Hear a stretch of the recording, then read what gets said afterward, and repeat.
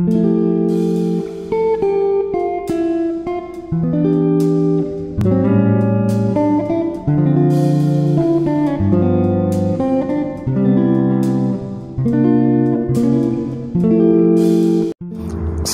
warahmatullahi wabarakatuh.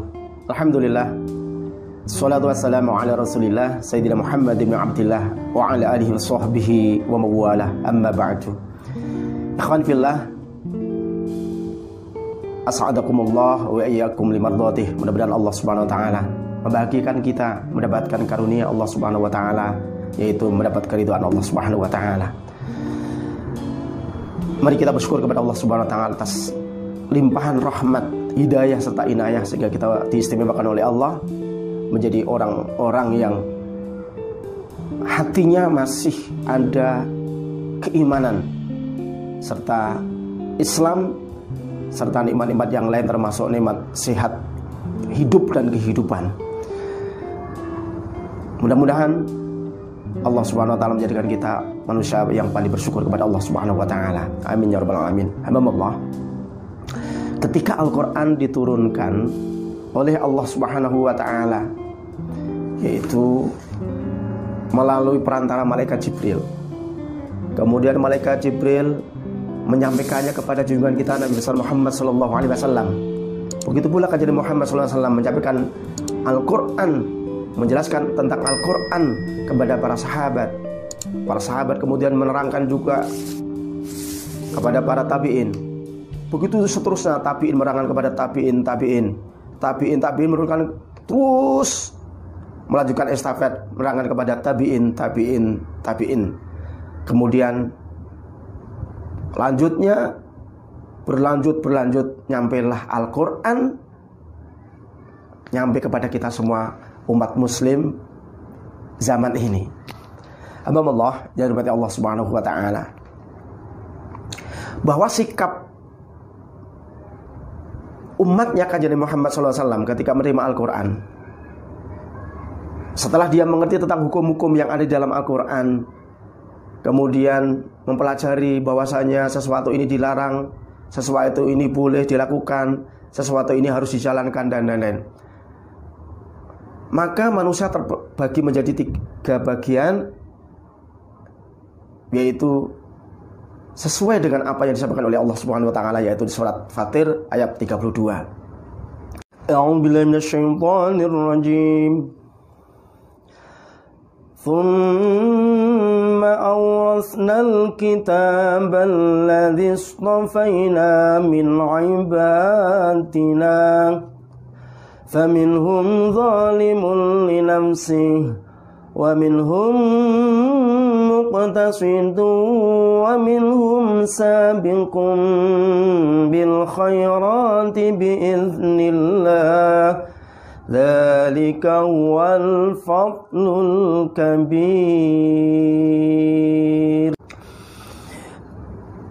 Dan aku wariskan kitab itu, Al-Quran, kepada orang-orang yang aku pilih dari hamba-hambaku. Maka di antara mereka ada yang zalimun nafsi, yaitu orang-orang yang menganiaya dirinya sendiri, mendolimi dirinya sendiri. Dan dari mereka ada yang berada di tengah-tengah.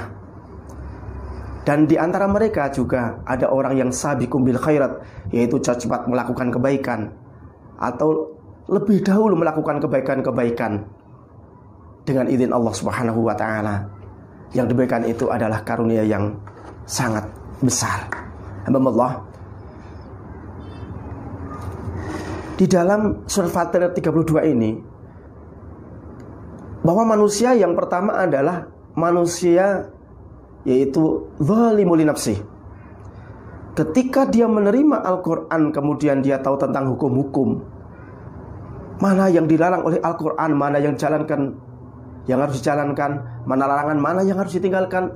Orang ini tidak mampu untuk melakukan dan menjalankan perintah-perintah Al-Quran.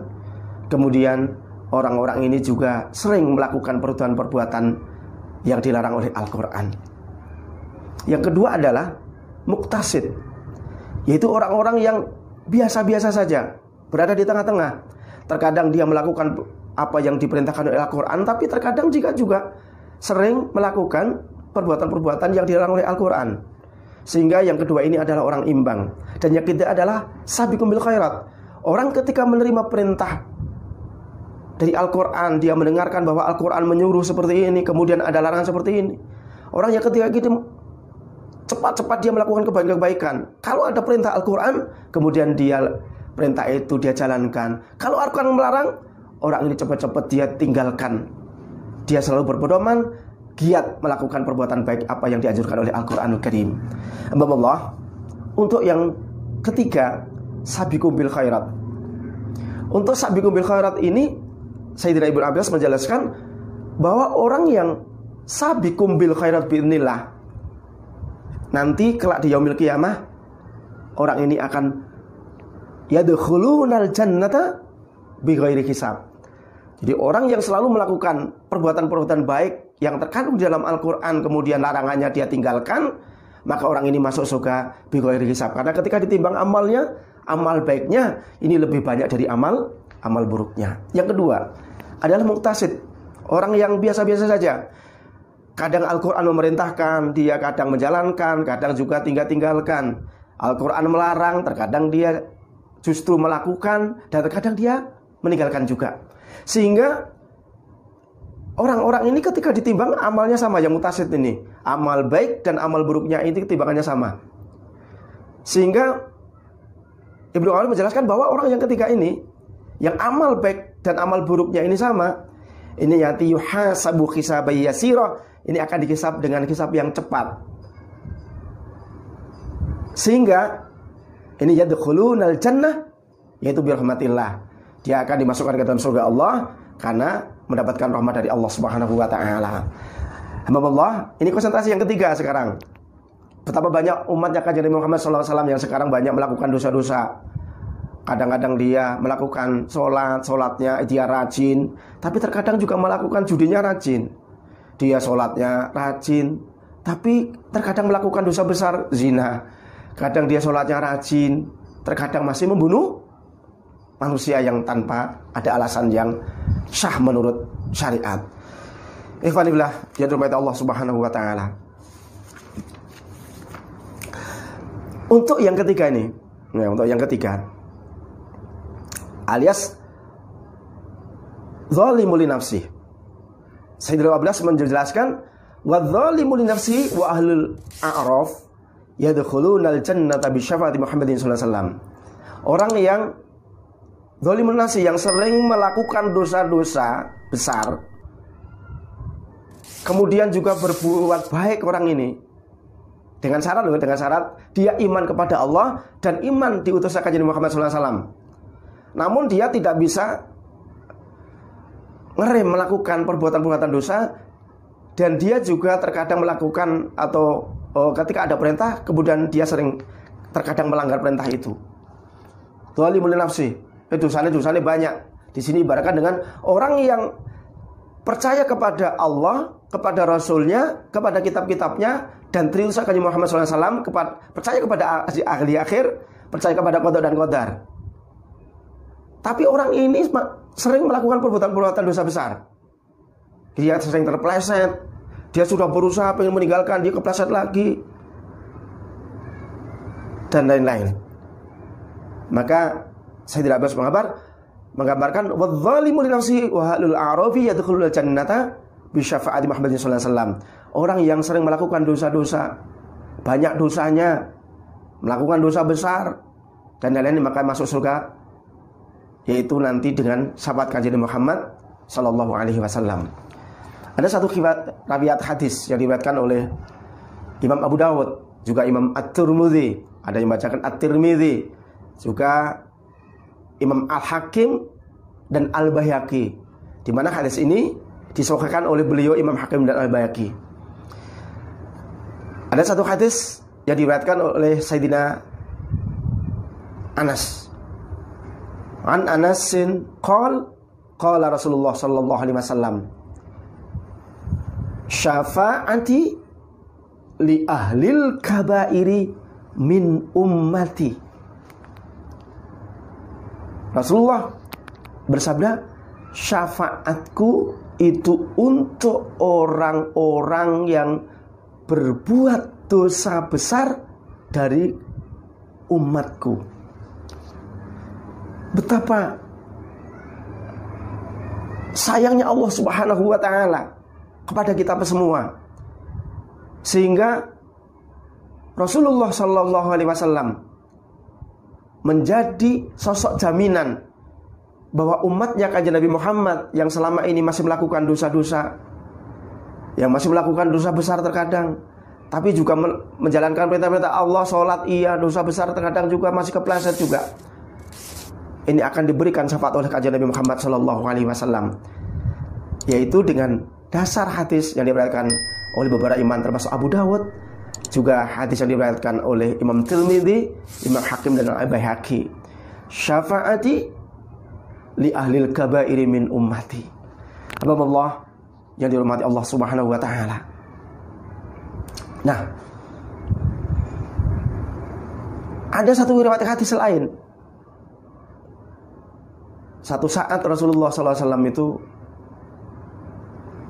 bercerita kepada sahabat, atani anifan fabasyarani annallahu azza wa jalla qad a'tani syafa'ata.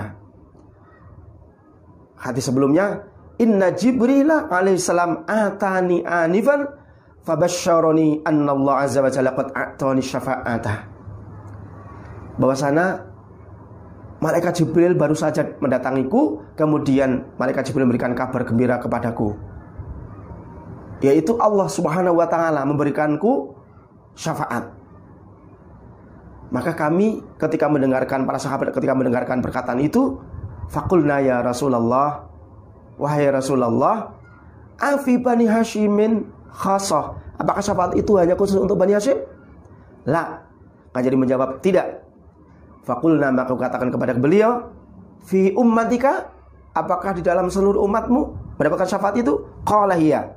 Maka Rasul menjawab, hiya fi ummati lil mudribin al muskilin, yaitu syafaat adalah untuk umat-umatku yang mereka masih belum bisa meninggalkan dosa-dosa besar, mereka masih banyak dosanya, mereka yang masih membawa dosa banyak ketika dia meninggal dunia. Allah yang diberkati Allah Subhanahu wa ta'ala. Mari kita, walau kita sudah diantisipasi dengan syafaat oleh Rasulullah SAW, tapi mari kita berusaha menjadi orang yang baik dan berusaha menjadi orang yang terbaik. Ketika kita keliru, mari cepat-cepat kita bertobat, cepat kita bangkit untuk melakukan kebaikan lagi. Seandainya kita terpeleset lagi melakukan perbuatan, bangun lagi, bertobat lagi. Ayo kita lakukan. Begitu jatuh bangun melakukan dosa, bertobat. Kemudian kita melakukan dosa lagi, bertobat lagi, dosa lagi, bertobat lagi. Ya, kita punya pengharapan, walau kita belum bisa seistimewa orang-orang yang saleh, namun kita berusaha dan berharap mudah-mudahan akhir hayat kita, ketika kita melakukan dosa, kemudian kita tobat, dosa kita tobat lagi, dosa kita tobat lagi, akhir hayat kita dalam keadaan kita bertobat kepada Allah Subhanahu wa ta'ala, sehingga kita mendapatkan syafaat kanjeng Muhammad sallallahu alaihi wasallam. Allahumma wafiqna wa tariq. Assalamualaikum warahmatullahi wabarakatuh.